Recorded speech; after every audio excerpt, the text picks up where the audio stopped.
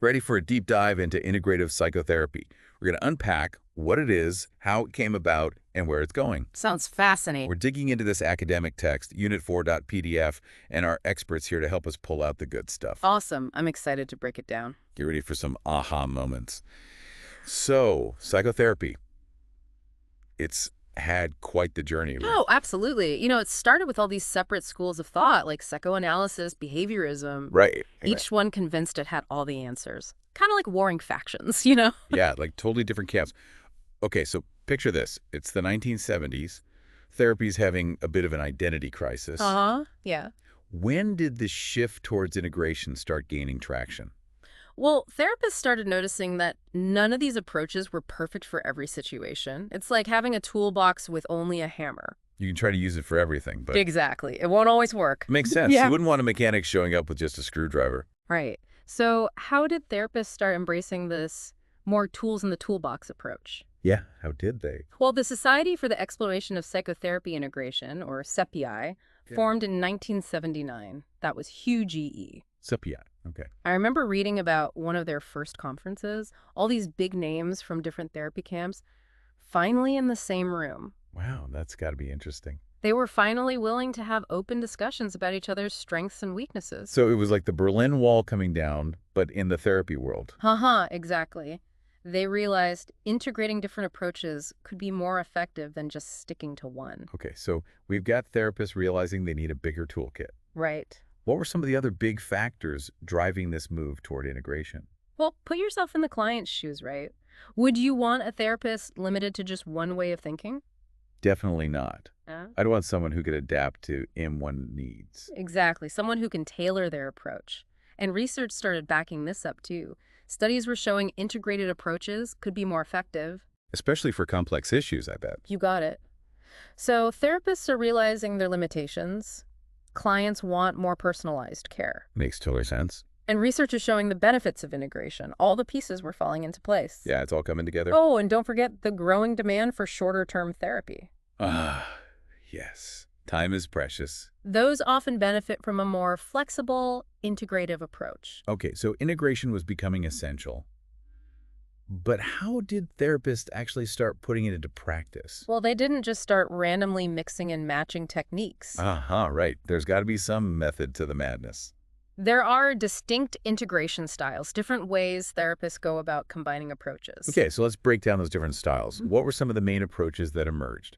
You have approaches like theoretical integration, which is like, creating a whole new framework by combining core principles of different theories. Interesting. It's like developing a whole new recipe. Oh, I like that. Yeah. So instead of just using a technique here and there, Yeah. theoretical integration goes deeper, understanding the philosophies behind the approaches. Exactly. You're not just grabbing random ingredients. You're understanding the flavors, how they work together. Okay, that's theoretical integration. What else? Then you have assimilative integration.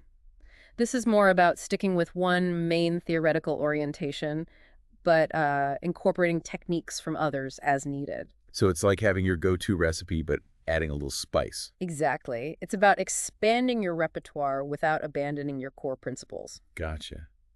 So what other integration styles came about?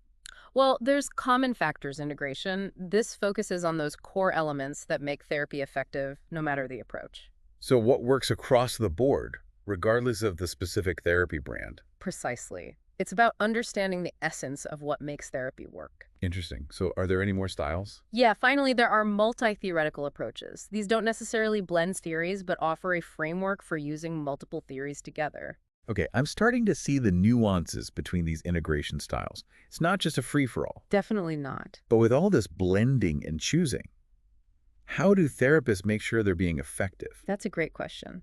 We wouldn't want them just picking and choosing therapies randomly, right? Exactly. There needs to be a balance between flexibility and accountability, and that's where evidence-based practice comes in. So just like we'd expect a doctor to use treatments backed by research, Yeah. we want our therapists to make choices based on evidence, too. Exactly. It's about having both creativity and a solid foundation. So it's about finding that sweet spot, flexibility, but also making sure what you're doing is proven to work. You got it. This is all really fascinating, but before we jump into specific approaches, I want to make sure we're all on the same page about a couple of key concepts. Yeah. Earlier, you mentioned parity. Could you unpack that for us? Mm. What does that mean in the context of therapy? Parity. It boils down to acknowledging the equal humanity of both the therapist and the client. It means recognizing that while the therapist has expertise, they don't hold a position of superiority. It's a collaboration. So it's not like the therapist is this all-knowing guru telling the client what to do. Nope, it's a partnership. The therapist guides the client to develop their own insights and skills. I like that. Can you give us an example of how this might look in a real session? Sure. Let's say a client is dealing with anxiety.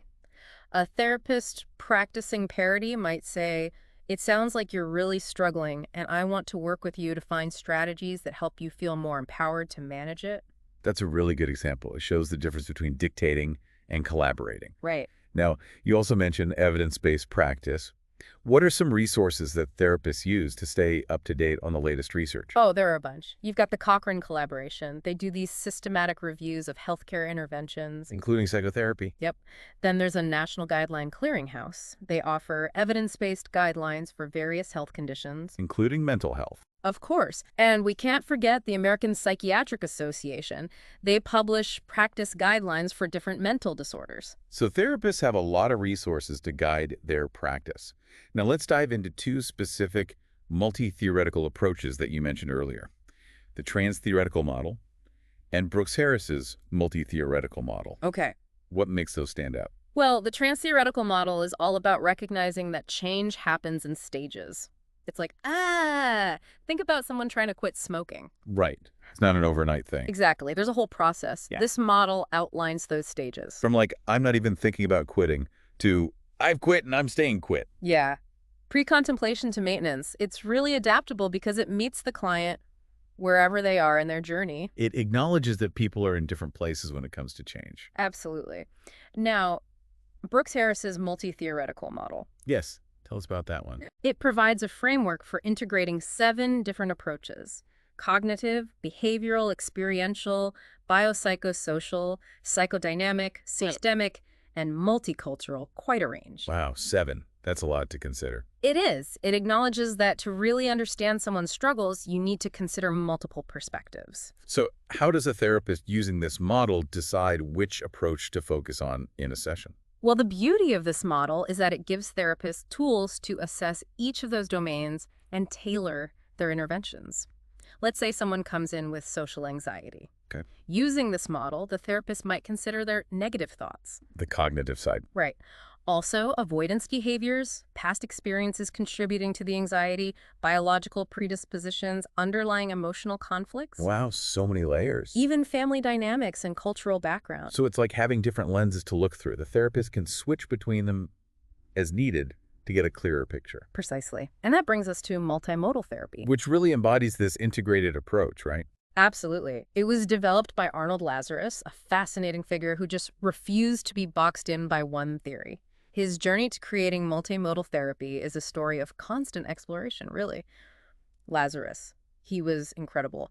Trained in all sorts of therapy styles like psychodynamic, person-centered. Wow, quite the range. He even spent time at an Adlerian hospital. Crazy. Learned directly from Joseph Wolpe, the behavior therapy pioneer. So he was exposed to it all. But he realized none of these approaches on their own really got the whole picture. Like a chef trying out different cuisines before creating their own fusion restaurant. Yeah, exactly. That's a great way to put it.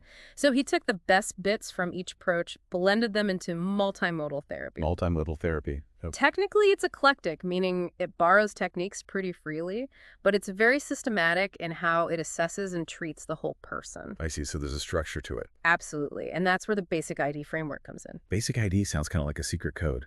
Right. Think of it like a comprehensive profile covering every aspect of you. Every aspect. Okay. Behavior, affect, sensation, imagery, cognition, interpersonal relationships, and drugs biology. Whoa, that covers a lot. It recognizes that all these modalities, they're interacting. It's like this complex web all influencing your well-being. So we're not just brains in a jar. Right? We're physical, emotional, social beings, all rolled into one. Exactly. So multimodal therapy, by assessing each of those modalities, It leaves no stone unturned. it recognizes that you might need different techniques to address challenges in different areas of your life. Exactly. It's super tailored. This actually reminds me of that parity principle we were talking about. Oh, yeah. How does that play into the multimodal approach? Parity is huge in multimodal therapy. Remember, it's all about recognizing the therapist isn't some all-knowing guru. Right, right. It's a partnership. The therapist helps the client become their own expert. So the therapist is more like a guide, helping the client discover their own path. Exactly. Now, I know some people might say, multimodal therapy, isn't that a bit complex? It does sound like a lot to keep track of. It might seem that way at first glance. But remember, people are complex. That's true. It's not about overwhelming the client with all this jargon and techniques. It's about systematically understanding their unique needs. And then tailoring the therapy to those needs. Exactly. No cookie-cutter solutions here. Mm. And speaking of tailoring, Yes. that's where the concept of thresholds comes in. Thresholds. Okay. We all have different thresholds for stress, pain, frustration, even things like sensory input. That's true. Some people are definitely more sensitive than others. Multimodal therapy acknowledges that. While we can learn to manage these things, our genetics play a role too. So someone who's always been super sensitive to noise might never love loud concerts. Haha, probably not. But therapy can help them develop better coping strategies. So it's about working with your individual blueprint, not trying to fit into some perfect mold. Exactly. So let's say you're a client seeking multimodal therapy. Okay, I'm the client. What kind of problems might it be helpful for? Fill me in. Well, it's been used for a wide range, really. Anxieties, depression, phobias, trauma, Okay. relationship problems, even things like air sickness. Ear sickness. Wow, that's specific. It emphasizes individualization. It's not about forcing anyone into a predetermined box. It's about understanding your unique basic ID profile and finding what works for you. Exactly. No two clients are the same. That makes sense. But let's be real. No therapy is a miracle cure. What are some limitations with this approach? You're right, it's not a quick fix. It requires the client to be an active participant. They can't just sit back and expect the therapist to wave a magic wand. Haha, no magic wands here. Clients have to be willing to face their challenges head on, practice new skills, really put in the work. So it's about deep, lasting change. And that takes effort, You got it. It's about changing the way a person interacts with the world. not just masking the symptoms. Exactly.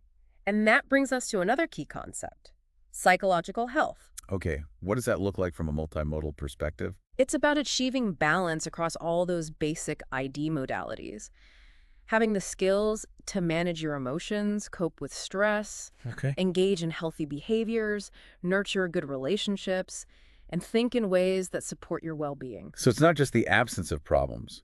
It's about having strengths and skills that help you thrive. You nailed it. Resilience, self-awareness, feeling empowered in your life. I love that. This has been so insightful. We've covered a ton. The evolution of therapy, the intricacies of the multimodal approach. It's quite a journey. But for someone listening, what does it all mean for them in today's world? How can they actually apply these insights? That's the million-dollar question, and it's exactly what we'll explore in our final segment. We'll look at how these concepts translate into real-life applications. Awesome. I'm excited for that. And we'll even touch on what the future holds for this ever-evolving field. All right, so we've talked about the history of therapy. Yeah. We dove deep into multimodal therapy. We covered a lot of ground, that's for sure. But for someone listening, what's the takeaway? What does this all mean in today's world? Here's the thing. Integrative therapy. It's not just some trendy thing. It's a real shift in how we think about mental well-being. It's like moving away from those one-size-fits-all models, right? Yeah, exactly. Yeah. It's about a more personalized approach. Recognizing that we're all complex. Human experience is messy. So finding what works best for each individual, not clinging to one specific theory. Absolutely. And that's why I love frameworks like Basic ID. It encourages both the client and the therapist to really explore all those different facets, behaviors, emotions, thoughts, Even things like relationships and biology. all of it. It's about seeing how it's all connected, how everything contributes to what the client's going through. Like putting together a puzzle.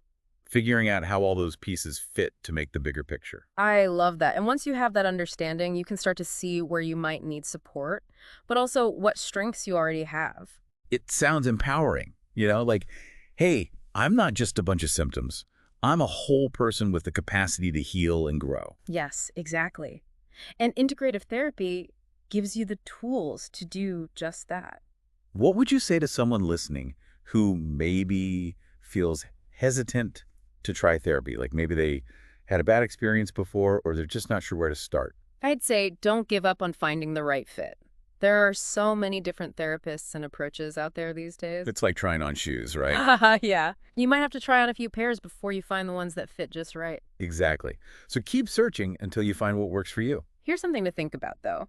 If you were to create your own basic ID profile, Okay? what would be your strongest and weakest modalities? Which areas are thriving, and where could you use a little extra support? That's a great question for our listeners to reflect on. A good starting point for figuring out their unique needs. And if this deep dive has sparked your interest in integrative therapy, remember, there are tons of resources out there. Yeah, our source material has some great references to get you started. And we'll be sure to include some helpful links in the show notes, too. Knowledge is power, right? The more you know about different therapies, the better choices you can make for your own well-being. Couldn't have said it better myself. It's been a pleasure joining you for this deep dive. Thank you for all your insights. And to our amazing listeners, thank you for joining us on this journey. We hope you learned something new and feel inspired to explore the world of integrative therapy. Until next time, keep seeking, keep learning, and keep growing.